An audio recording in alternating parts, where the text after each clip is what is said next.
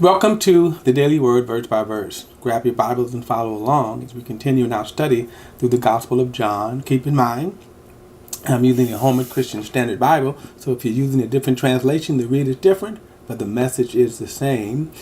We're going to pick up our study in chapter 11. Verse 1 says, "Now a man was sick, Lazarus from Bethany, from the village of Mary and his sister Martha. Mary was the one who anointed the Lord with fragrant oil and wiped his feet with her hair, and it was her brother Lazarus who was sick. So the sisters sent a message to him, 'Lord, the one you love is sick.'" Now this phrase, "the one you love," that shows the personal relationship. Jesus wasn't just Lord and Master to them. They were his buddies. When Jesus came to town, he hung out with Martha, Mary, and Lazarus. This is where he put his feet up. Now, the only other person where this is designated is the Apostle John.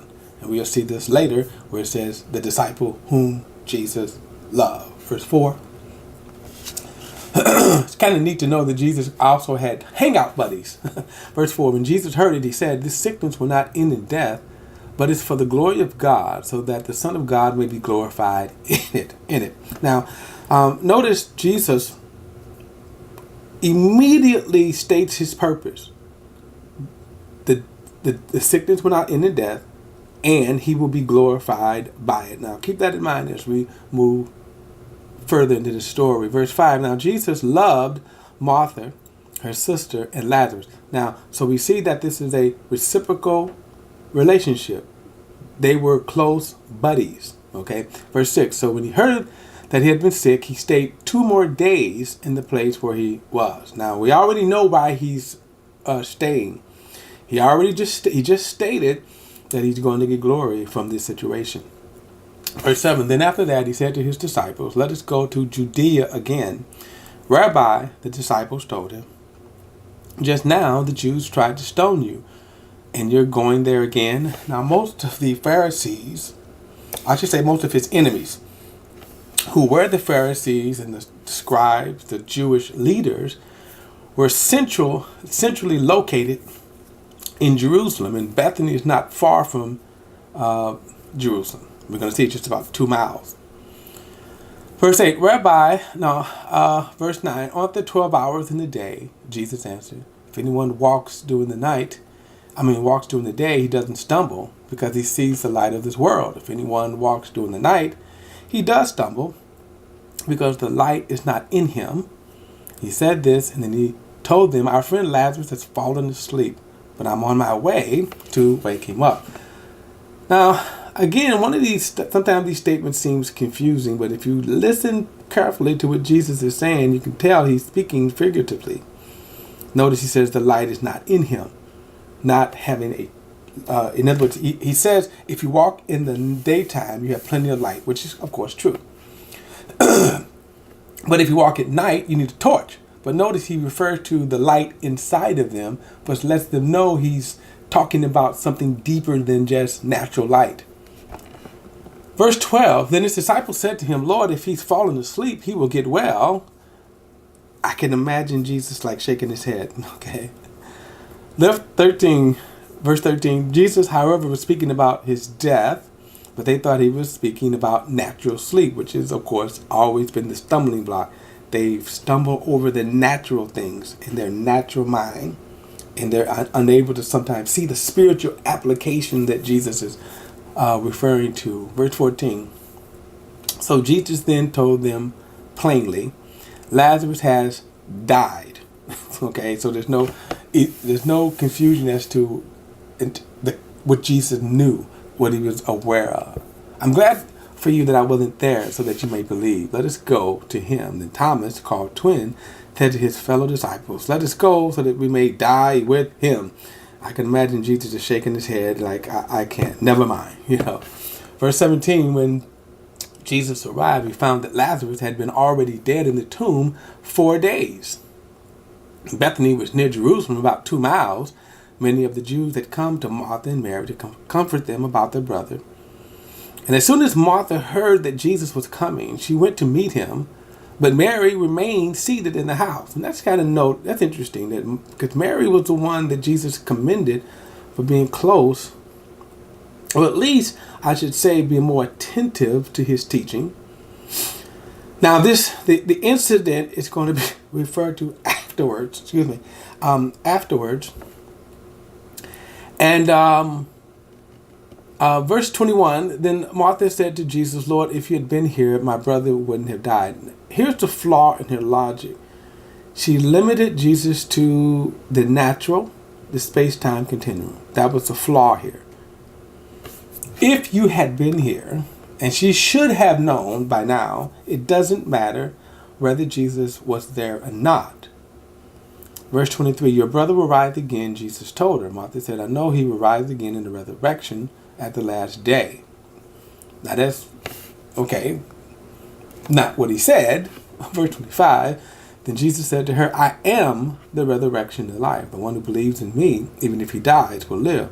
Everyone who lives and believes in me will never die, ever. Do you believe this? Yes, Lord, she told him, I believe you are the Messiah, the Son of God, who comes into the world. That's not what he asked, right? The point is, he is the I am right now. He is, and it doesn't matter your state. They're stuck on circumstances, and I should say physical circumstances, and that's what he was bothered by, that they had so limited, that they had limited him by physical circumstances. Now, having said this, she went back and called her sister Mary, saying in private, the teacher is here and is calling for you. And as soon as she heard this, she got up quickly and went to him. And Jesus had not yet come into the village, but was still in the place where Martha had met him. And the Jews who were with her in the house, consoling her, saw that Mary got up quickly and went out. So they followed her, supposing that she was going to the tomb to cry there. Now when Mary came to where Jesus was and saw him, she fell at his feet and told him, Lord, if you had been here, my brother would not have died. And when Jesus saw her crying, and the Jews who had come with her crying, he was angry in his spirit and deeply moved. Why? Because by now, they should have believed. They should have known better.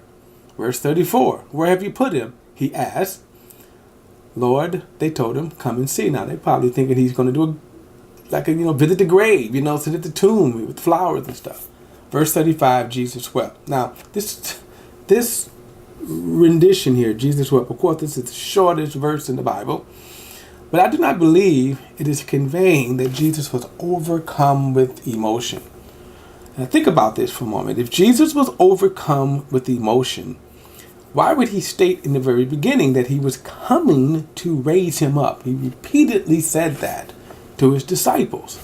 And even if true, when he came and he saw his friend overcome with emotions, then remember, he is the bearer of good news. This is what I'm here to do, to relieve this pain. So why would he then, oh my God, no, I don't. So verse 36, so the Jews said, see how he loved him?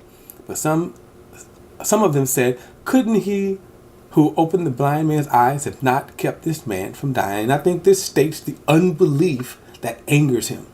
Verse 38, then Jesus, angry in himself again, came to the tomb, and it was a cave, and the stone was lying against it. Remove the stone, Jesus said. Martha, the dead man's sister, told him, Lord, he's already decayed.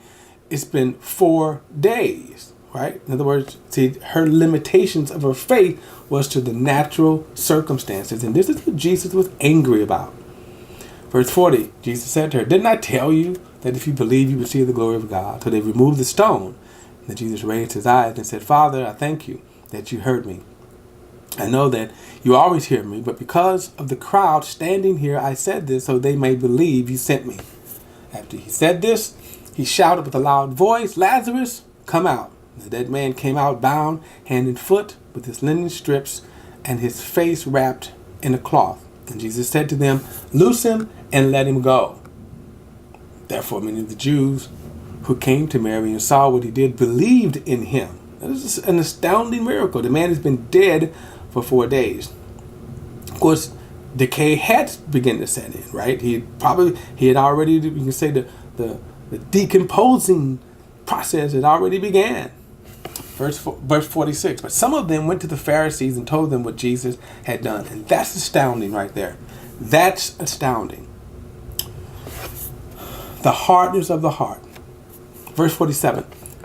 So the chief priests and the Pharisees convened the Sanhedrin and said, what are we going to do since this man has done many signs? Notice the remarkable confession. He's doing the signs. And what are we going to do about him? Should we believe? But no. 48. If we let him continue in this way, everyone will believe in him. Then the Romans will come and remove both our place and our nation. Now, while this is a legitimate concern, they have no evidence to charge Jesus with insurrection. Verse 49, one of them, Caiaphas, who was the high priest that year, said to them, you know nothing at all. You're not considering that it is to your advantage that one man should die for the people rather than the whole nation perish. Now, he didn't say this of his own, but being the high priest that year, he prophesied that Jesus is going to die for the nation. And not for the nation only, but also to unite the scattered children of God. Now, this should be keeping in mind of the nation of Israel. Verse 53. So from that day, they plotted to kill him. Therefore, Jesus no longer walked openly among the Jews, but departed there to the countryside near the wilderness to a town called Ephraim. And he stayed there with his disciples. Now, verse 55. Now, the Jewish Passover was near, so many went up to Jerusalem from the country to purify themselves before the Passover. They were looking for Jesus and asking one another as they stood in the temple complex, what do you think? He won't come to the festival, really. And the chief priests and the Pharisees gave orders that if anyone knew where he was, he should report it so they could arrest him. Now again, amazing that this is done in light of the fact that he just raised a man who had been dead 4 days. And it's going to be even more astonishing, their unbelief. All right, we'll see you in chapter 12 in the next video. See you then.